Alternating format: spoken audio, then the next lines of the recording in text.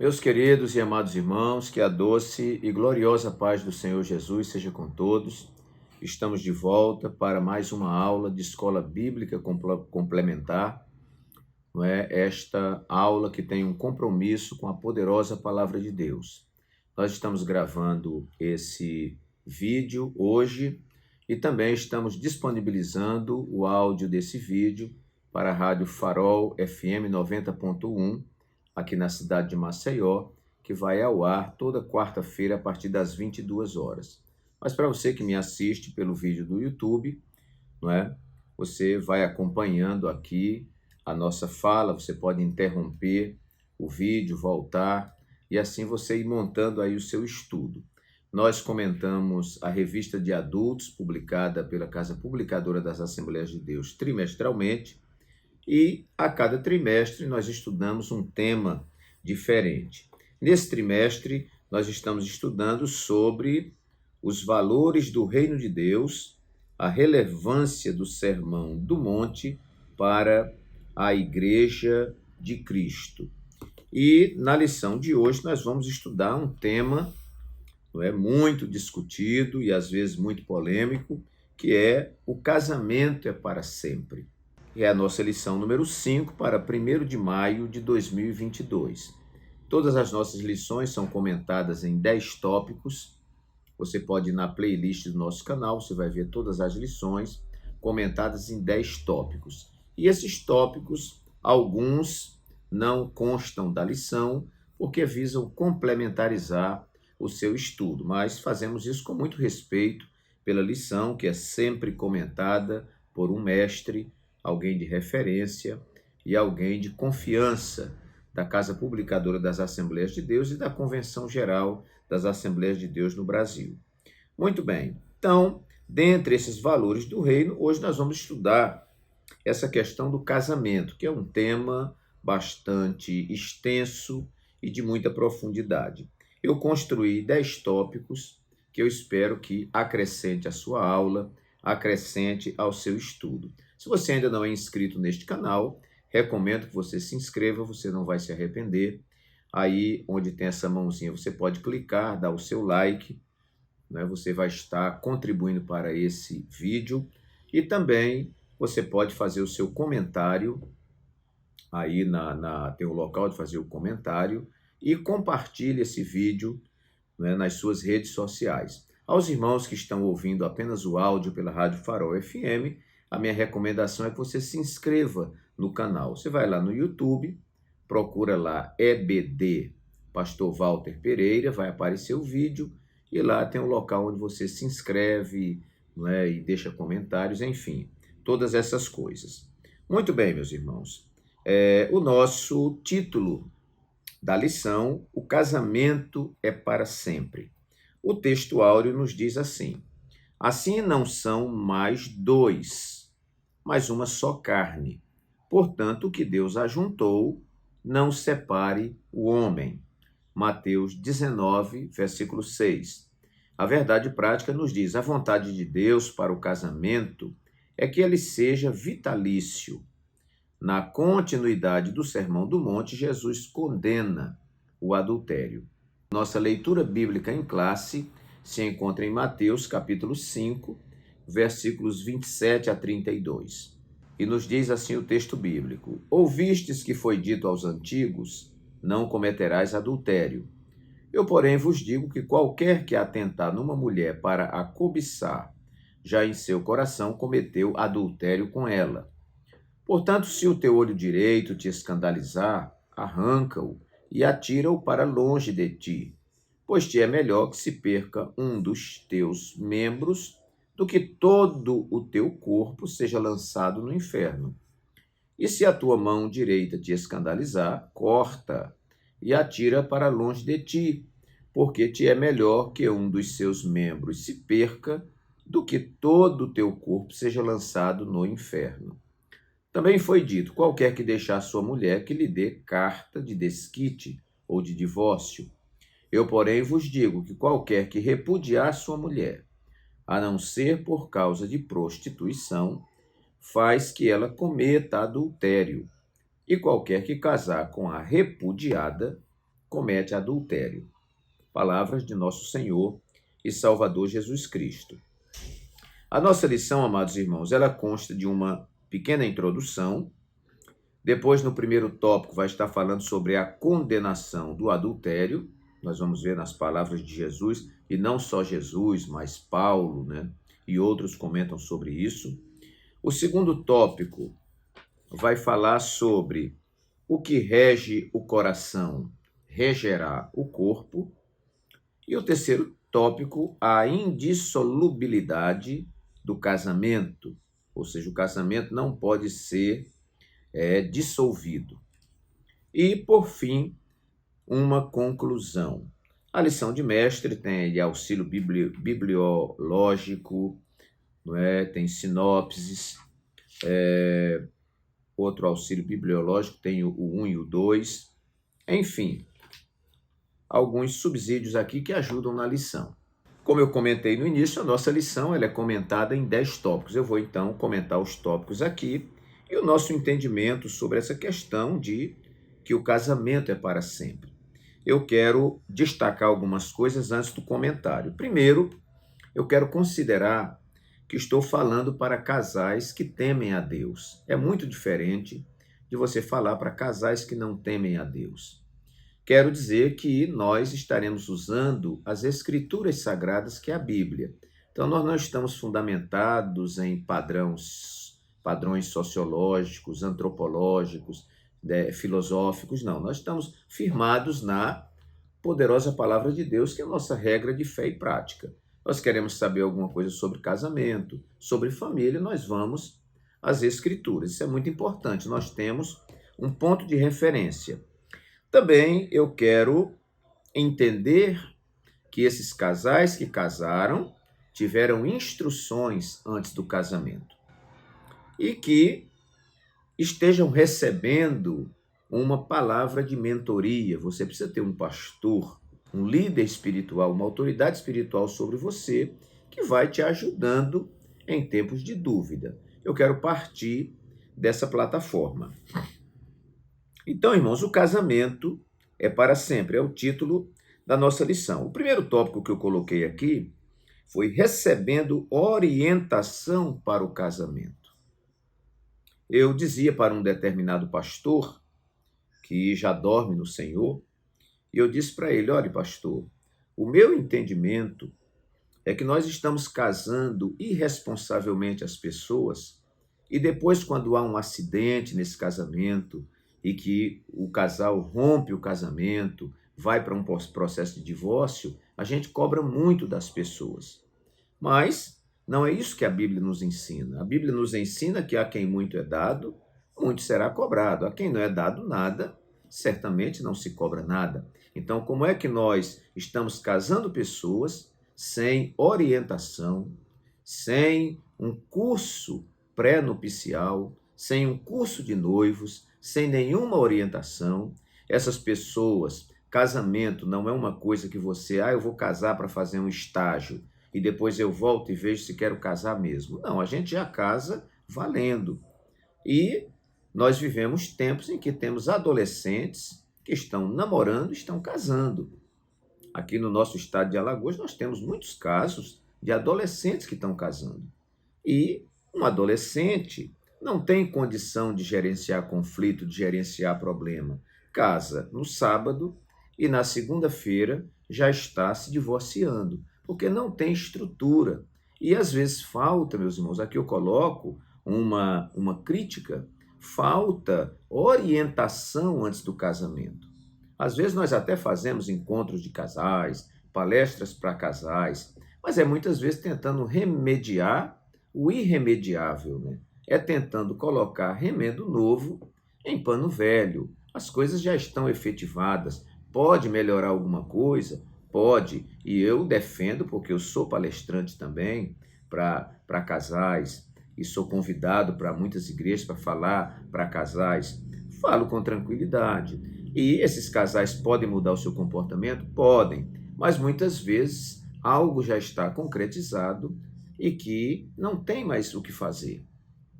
Então, eu gostaria de partir logo desse princípio que para esse casamento que é para sempre e que se abraça com tanta responsabilidade, esse casamento ele precisa de uma prévia orientação, né, pela palavra de Deus, orientação por pessoas que são experientes, que já casaram e que sabem o que é casamento. E casamento é administração de problema, é gerenciamento de conflito, né? Não dá para menino, para menina, para criança, para adolescente. Casamento é para homem e para mulher.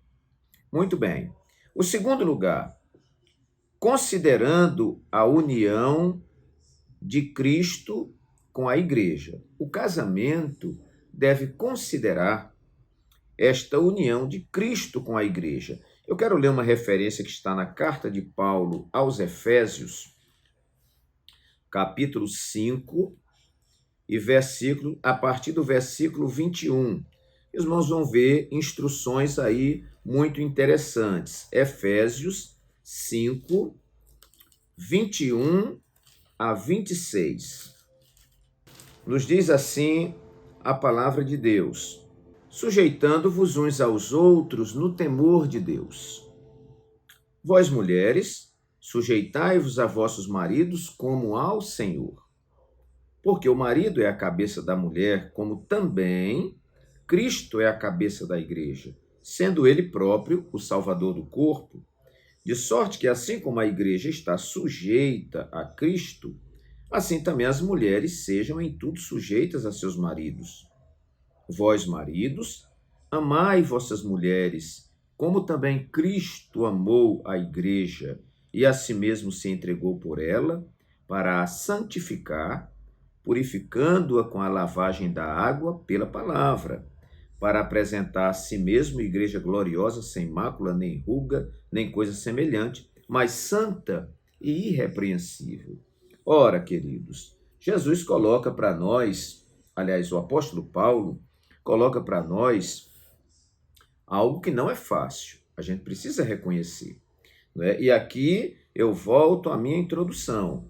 Não é? Só dá para assimilar isso aqui casal crente, não é? Não estou falando de casal frequentador de igreja, casal que anda com Bíblia debaixo do braço. Eu estou falando de crente convertido que aceitou Jesus como seu Salvador, né? E que se sujeita a este Cristo como seu Senhor. Para essa pessoa, o entendimento é claro. Para uma pessoa que não teve um encontro com Jesus, ele não vai entender nada do que nós estamos falando aqui. Então, a palavra vai dizer que assim como a igreja está sujeita a Cristo, as mulheres, as esposas estejam sujeitas aos seus maridos. Isso não é humilhação. Agora, o marido pega uma carga muito maior, porque a Bíblia diz que o marido deve amar sua esposa como Cristo amou a igreja e a si mesmo se entregou por ela. Então, esse marido ama assim como Cristo ama a igreja. Como Cristo amou a igreja? Perdoando-a, não é? Cristo amou a igreja dando sua vida pela igreja. Cristo amou a igreja sofrendo humilhações e tudo por amor à igreja, não é? Nós podemos dizer no resumo, Cristo amou a igreja com um amor ágape, que é um amor sacrificial, um amor disposto a renunciar tudo por amor à sua igreja. Então, esse é o padrão, considerando a união de Cristo com a igreja. Eu creio que se um marido ama sua esposa como Cristo amou a igreja, ou parecido, vamos dizer, essa mulher não tem nenhuma dificuldade de se sujeitar ao seu marido, assim como a igreja está sujeita a Cristo. Então, é uma via de mão dupla. Existem maridos que querem uma esposa submissa a ele, mas ele não quer amar a esposa como Cristo amou a igreja. Fica difícil, não é? Assim também a esposa quer que o marido a ame como Cristo amou a igreja, mas ela não quer se submeter ao seu marido. Aí é muito complicado. Ok. Terceiro lugar, casamento como a fusão de duas pessoas. Então vamos lá para Gênesis 2, 24, que nós temos aqui uma palavra muito interessante. Gênesis 2 e versículo 24. Nos diz assim: portanto, deixará o homem o seu pai e a sua mãe, e apegar-se-á ou unir-se-á à sua mulher, e serão ambos uma carne. Também nós temos no Novo Testamento, eu vou ler logo o que está no texto áureo. Aqui é Jesus falando: assim não são mais dois, mas uma só carne. Portanto, o que Deus ajuntou, não separe o homem. Eu costumo ilustrar, meus amados irmãos, que quando o rapaz é solteiro, a moça é solteira, eu comparo assim, eu comparo o rapaz como um copo d'água, vamos dizer assim. E o rapaz aqui um copo com água e a moça aqui um copo com açúcar. Ela é um copo com açúcar, ele é um copo com água. Quando a gente casa, esse açúcar é misturado com a água. Se amanhã esse casal resolve se separar, tudo bem, as leis do país dão amparo, as leis do país dão amparo para o divórcio.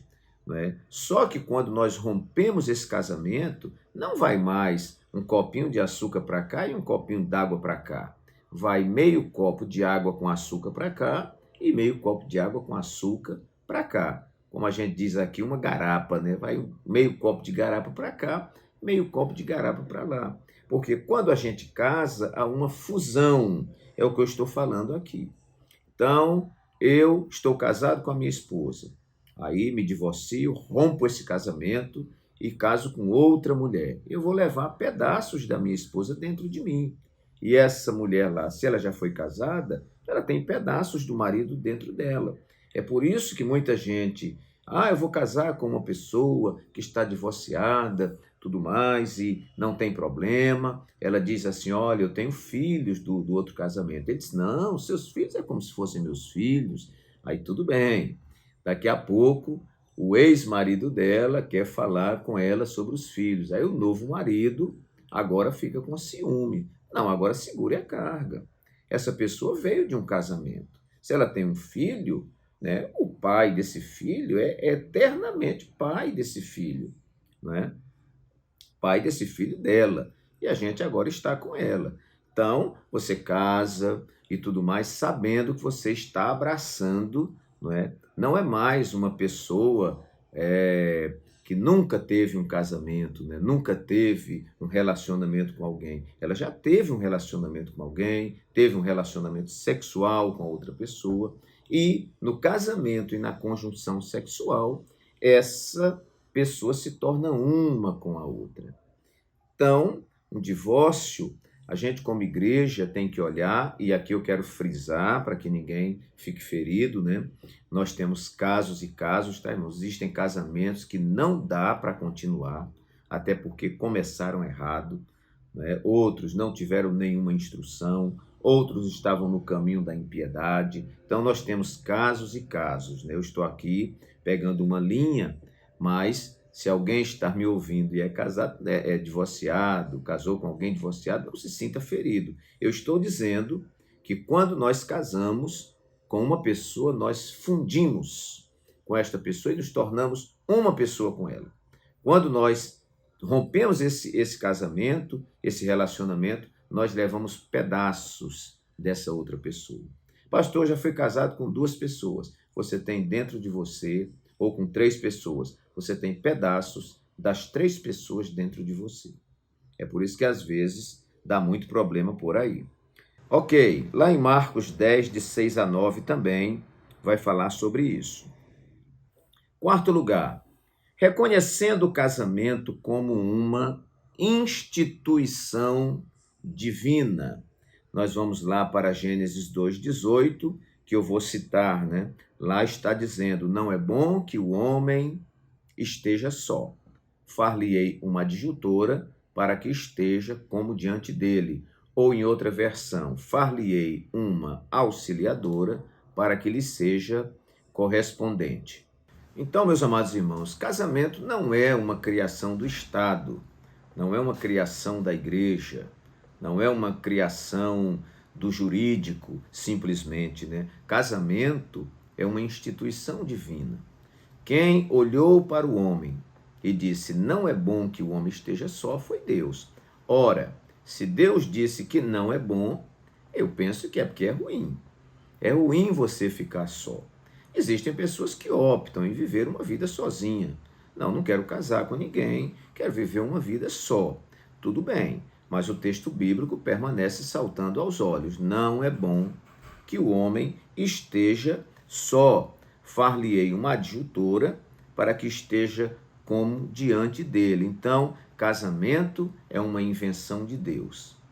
A minha esposa costuma sempre dizer que às vezes a gente perece, às vezes a gente dá com os burros na água, desculpe aqui a expressão, não é? Às vezes a gente quebra a cara, porque a gente começa a inventar, a criar subterfúgio. Fica torcendo a palavra, né? Vamos dar um jeitinho aqui, vamos torcer para ali. E começamos a criar os nossos próprios caminhos. E há caminhos que aos olhos do homem parecem direito, mas o final deles são os caminhos de morte. Então, meus irmãos, quem criou o casamento foi Deus. Ninguém na terra, em lugar nenhum, tem o direito de dizer que o casamento não serve, que o casamento não presta, que o casamento é inviável, que o casamento é uma questão social. Não. Quem inventou esse negócio de casamento foi quem te criou, quem me criou. E eu penso que ninguém conhece mais o homem do que Deus. Nem filosofia, nem psicologia, nem nenhuma ciência, nem você mesmo se conhece como Deus te conhece.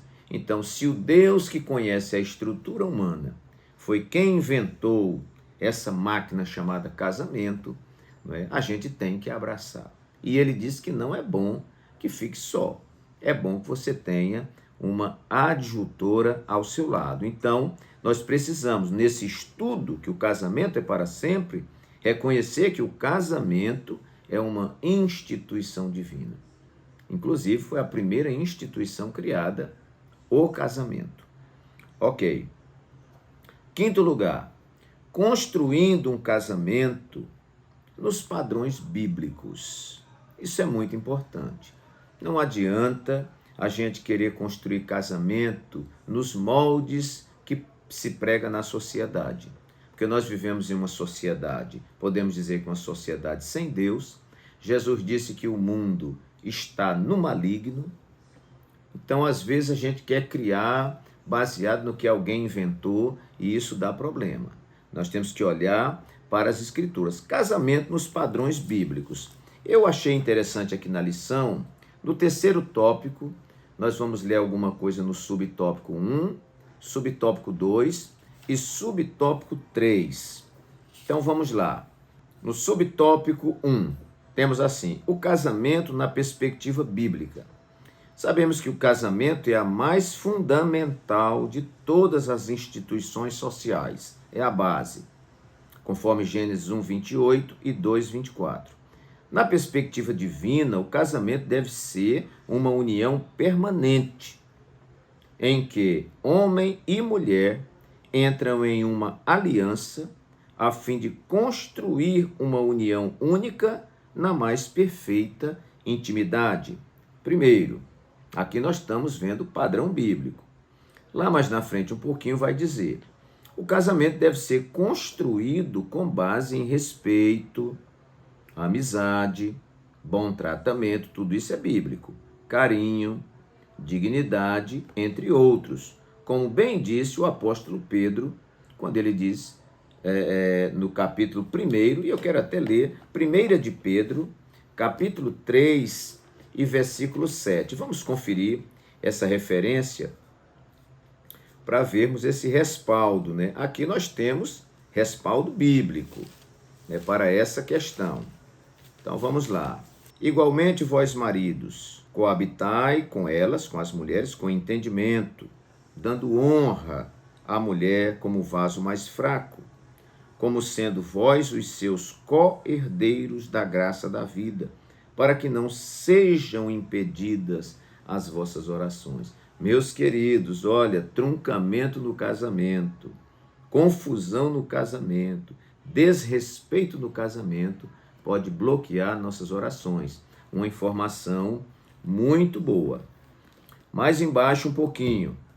O casal cristão tem conhecimento de que no aspecto espiritual ambos são iguais. E na vida a dois há obrigações distintas e específicas a serem cumpridas, não é? Eu costumo dizer que eu não preciso me preocupar com o que a mulher tem que fazer, e nem a mulher se preocupar com o que eu tenho que fazer. O homem não é melhor do que a mulher, nem a mulher é melhor do que o homem, nem o homem é maior do que a mulher, nem a mulher é maior do que o homem, não é? Nós somos uma complementaridade. Eu tenho o que a mulher não tem, e ela tem o que eu não tenho. Então eu sou melhor do que ela, porque eu preciso dela ao meu lado e ela precisa de mim. Nós nos completamos um no outro, ok? Um pouquinho mais à frente, lá no terceiro subtópico, diz: para Jesus o casamento é uma união indissolúvel, então não pode separar. E por isso deixou claro que quanto ao divórcio, não era um mandamento de Moisés, mas sim uma concessão devido à fraqueza humana por causa do pecado. Pelo padrão baixo e desmoralizante em que muitos estavam vivendo. Enquanto a lei permitiu o divórcio, Jesus salienta que isso significava legalizar o adultério. O negócio está sério, irmãos, não é fácil não. Ok, vamos então para o nosso sexto tópico. Já falei o primeiro, né? Recebendo orientação para o casamento. Quem pensa num casamento para sempre. Considerando a união de Cristo com a igreja, se nós considerarmos, respeitarmos, tomarmos como padrão, esse casamento vai para sempre, para sempre. Terceiro lugar, casamento como a fusão de duas pessoas. Se esse é o meu entendimento, eu vou entender que quando eu separo, ela não vai para lá zeradinha e eu vou para cá zeradinho, não. A gente vai levando pedaços do outro. Quarto lugar, reconhecendo o casamento como uma instituição divina. Isso é importante. Tem gente que, não é, na hora do casamento religioso, leva testemunha, traz Jesus, o Pai e o Espírito Santo para o casamento como testemunha. Aí na hora de separar, esquece de Jesus, esquece do Pai, esquece do Espírito Santo, esquece das testemunhas e entre eles decidem, vamos nos separar. Complicado. Construindo um casamento nos padrões bíblicos. Aqui está a receita. Não invente nada diferente que não vai dar certo. Sexto lugar, casamento como preservação de acordos. Eu coloquei esse tópico, irmãos, complementarizando. Eu penso que não há casamento se não houver acordo. Veja que isso aqui a gente chama de aliança, mas isso aqui não é aliança, isso aqui é um anel. Aliança é o acordo, o pacto que eu fiz com a minha esposa. Quando coloquei essa aliança no meu dedo, eu estou dizendo, eu sou exclusivamente seu. Se em algum outro lugar a mulher vai dar em cima de mim e ela vê que eu sou casado, né? Bom, ela deve procurar o seu destino, né? E já sabe que aqui tem alguém comprometido. Isso aqui fala que eu tenho um acordo, uma aliança, um pacto com uma pessoa. Um pacto de fidelidade, né?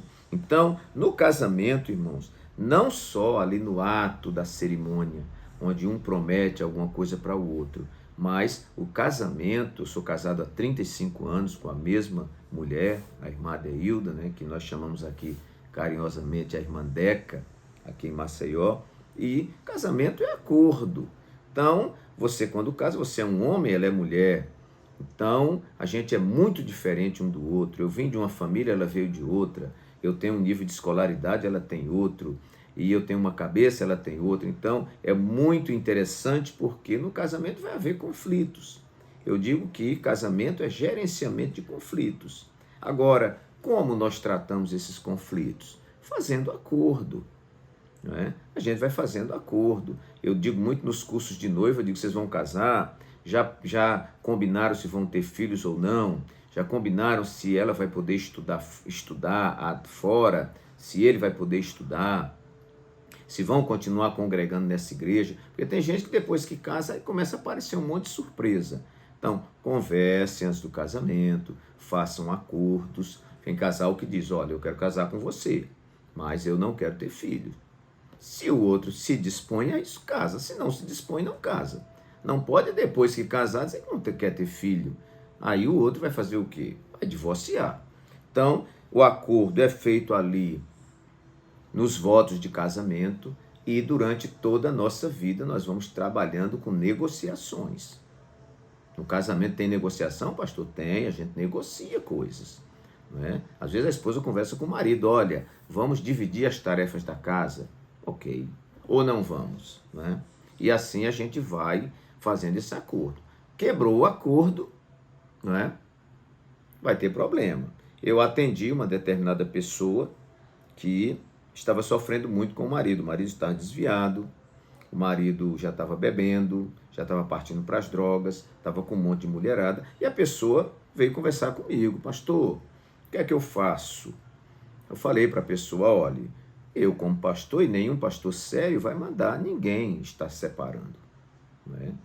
A gente luta pelo casamento, a gente luta para que a família seja preservada, para que o casamento não se dissolva, né? Então, eu falei, agora mesmo é o seguinte, se a senhora romper com esse marido, eu também não vou penalizar a senhora aqui da igreja, não é? Porque ele quebrou o acordo. Ele não prometeu ser fiel? Prometeu. Está sendo fiel? Não, quebrou o acordo. Ele não tem moral nenhuma de exigir nada da senhora, e a senhora, não é? Se ele traiu e tudo, a senhora tem legitimidade para não viver nesse relacionamento. Eu não vou mandar ninguém separar. Agora, eu preciso entender isso, que para que haja um casamento é preciso que a parte A e a parte B cumpram os seus acordos. Ah, quebrei no acordo, me perdoe, vamos fazer novamente o acordo, vamos manter de pé o que nós tratamos. Ok. Casamento como preservação de acordos. 7º lugar, casamento fortalecido por um coração disposto. Aqui eu estou aproveitando, né, eu coloquei esse título, mas eu estou aproveitando o que está na lição. Vamos ver o primeiro tópico e o subtópico 2. Nos diz aqui assim, a posição de Jesus quanto ao adultério.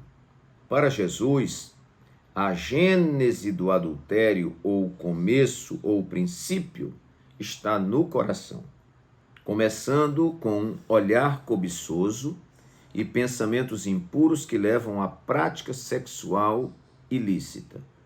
O posicionamento do mestre vai além de tudo o que, no Antigo Testamento, era permitido ao homem, divorciar-se de sua mulher. Cristo vai ao cerne da questão e fala de um coração profano e contaminado, capaz de olhar cobiçosamente para uma mulher e, sem motivo, conceder carta de divórcio à esposa. Ficou aqui muito claro.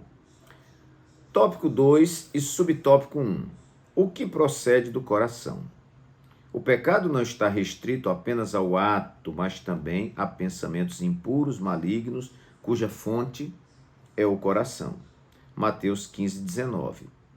Do hebraico coração, lebab, fala do homem interior, mente, vontade, alma, inteligência. Trata-se do lugar dos desejos, das emoções e paixões. No seu aspecto figurativo, o coração refere-se ao caráter moral. Então, do coração procedem as saídas. No coração está a raiz. Então, para Jesus, o adultério, a traição estava além do ato sexual. O ato sexual seria a consumação do que já estava plantado no coração. Afinal de contas, a Bíblia diz que do que o coração está cheio, fala a boca. E nós podemos dizer que do que o coração está cheio, o corpo externará hoje ou amanhã. Então, amados, casamento fortalecido por um coração disposto. Se o coração ele está bem orientado, e eu vou colocar aqui um coração bem alimentado, né? Ocupado com coisas boas, né? Com coisas que glorificam a Deus, com coisas que são santas, com coisas que edificam, esse casamento tende a ser um casamento para sempre. Hoje nós estamos vivendo uma época de redes sociais, onde muitas pessoas estão conversando indevidamente nas redes sociais, homens casados e mulheres casadas traindo virtualmente, onde o acesso à pornografia está muito fácil. Nós já temos homens viciados em pornografia, mulheres viciadas em pornografia, e essas pessoas estão cobrando do seu cônjuge que faça os atos como ele vê lá na pornografia, e muitas vezes o cônjuge rejeita isso, e como ele não tem com seu cônjuge, ele vai procurar lá fora. Então, muito difícil, nós precisamos ter muito cuidado, porque nós estamos vivendo um século onde a nossa mente está sendo bombardeada por tudo que não presta. Já está difícil ligar o aparelho de TV, você fica mudando de canal em canal e parece que você está dentro de uma lata de lixo. É muito complicado. Então, que Deus nos ajude, que Deus nos dê uma mente santa, não é? E a Bíblia diz, né, que seja nosso comer, seja qualquer outra coisa, né, que Deus seja glorificado nisto, né? Muito bem. 8º lugar, casamentos temperados pela renúncia. Não existe casamento sem renúncia, ponto. Eu não dou o braço a torcer. Eu vou pagar com a mesma moeda. Bateu, levou. Se não me considera, eu não considero. Se não me respeita, eu não respeito. Olhe, um conselho: se você ainda está solteiro, não case, porque você não vai ter um casamento permanente. Casamento só dá para quem consegue renunciar. Quem é dominado pelo orgulho e não dou o braço a torcer, e se ela quiser que se dobre, eu não me dobro, e não reconhece o seu erro e tudo mais, olha, não dá para casar, infelizmente, minha irmã, meu irmão. Se essa era a sua pretensão, mas você não está disposto a isso aqui, não case, porque casamento é renúncia. Existe muita coisa que eu gosto, que a minha esposa não gosta, e eu tenho que abandonar, né, para que a gente possa conviver. Existem coisas que ela gosta, mas eu não gosto, e ela renuncia para que a gente viva bem. Obviamente que tudo isso tem uma medida de equilíbrio, né, irmãos? Não estou falando aqui de absurdo, mas se a gente não está disposto a perder nada, a gente não pode casar. Casamento precisa de renúncia. É como seguir a Jesus. Jesus disse: se alguém quiser vir após mim, negue-se a si mesmo, tome cada dia sua cruz e siga-me. É a mesma coisa do casamento. Se alguém quer casar, negue-se a si mesmo, tome cada dia sua cruz e caminhe ao lado do seu cônjuge aí também. Então, casamentos temperados pela renúncia. Eu posso dizer aqui, 44 anos de evangelho, 59 de vida, dentro da minha experiência, que em todo divórcio há um condimento no meio dele, que é o orgulho. Eu não acredito que haja um divórcio que dentro dele não esteja presente esse ingrediente do maligno, que é o orgulho. Alguém pelo orgulho não se dobrou, alguém pelo orgulho não mudou, alguém pelo orgulho não renunciou, porque eu costumo dizer que o orgulho é o pai de todos os pecados, não só do divórcio, né, mas de todos os pecados. Você pode pensar, eu desafio você a me dizer um pecado que antes dele não venha o divórcio. Então, casamento tem que ser temperado pela renúncia. Sem renúncia não há casamento.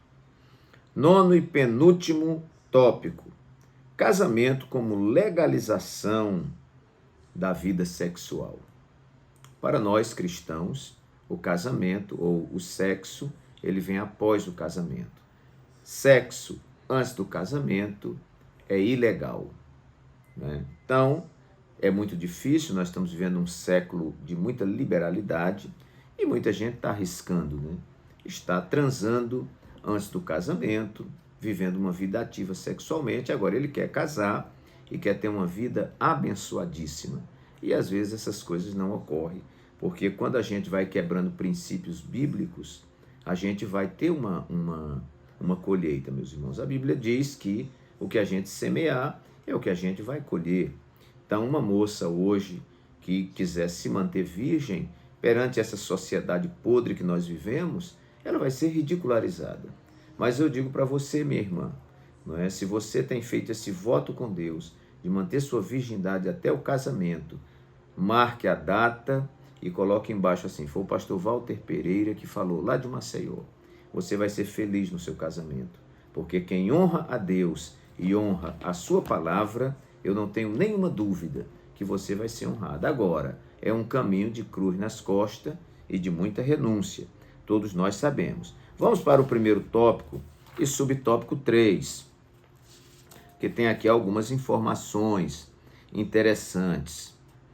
Tópico 1 e subtópico 3. Nos diz aqui, o adultério sempre é prejudicial para a estrutura familiar. E qualquer infidelidade no relacionamento a dois será ruim, pois gera desconfiança, feridas emocionais, desvalorização, desrespeito, fraqueza e queda na vida espiritual. Por isso é importante evitar tanto a prática do ato como os pensamentos indevidos. Além disso, os prejuízos espirituais são ainda maiores. Não havendo pureza em seus pensamentos, nem havendo lealdade com seu cônjuge, o relacionamento entra em perigo e deturpa a mente do cristão, que, tendo a mente de Cristo, só deve pensar coisas boas. O adultério deve ser evitado a todo custo, pois suas consequências são devastadoras, além de ser pecado, fere a santidade de Deus. Aqui nós estamos bastante focados na questão do adultério, que é quando a pessoa é casada e tem um relacionamento extraconjugal. Mas nós podemos englobar aqui o jovem, que no caso, um jovem com uma jovem, que são solteiros, nós denominamos isso de fornicação. Isso também traz prejuízo se esse sexo não é feito após o casamento. Terceiro tópico e subtópico 3. Nós vamos ver também aí uma observação interessante. Nos diz assim, é isso mesmo, tópico 3, perdão, irmãos, tópico 3 e subtópico 2. Eu me equivoquei aqui. A união sexual é outro fator preponderante que deve ser levado em consideração no casamento.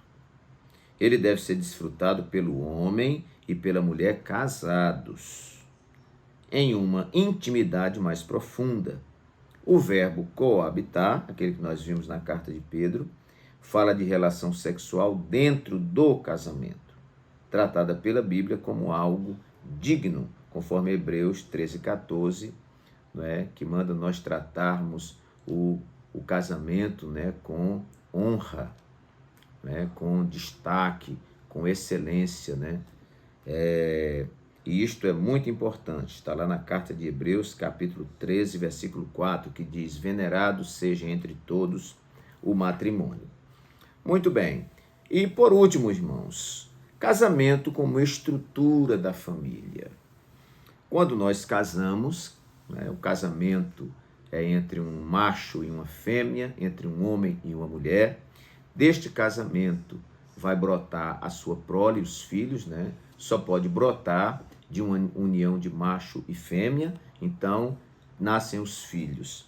E esse homem e essa mulher que deixou pai e mãe, se uniu à sua mulher, se tornaram uma só carne, dessa só carne brotam os filhos e nós temos aí a família conforme os moldes bíblicos. Existem diversas modalidades de família, mas a família aprovada por Deus é esta: um homem e uma mulher, um macho e uma fêmea e a sua prole, que são os seus filhos. Eu digo sempre que quando há um divórcio, esses filhos são prejudicados, irmãos. Não adianta, a igreja deve tratar sempre o divórcio como uma desgraça. Sempre.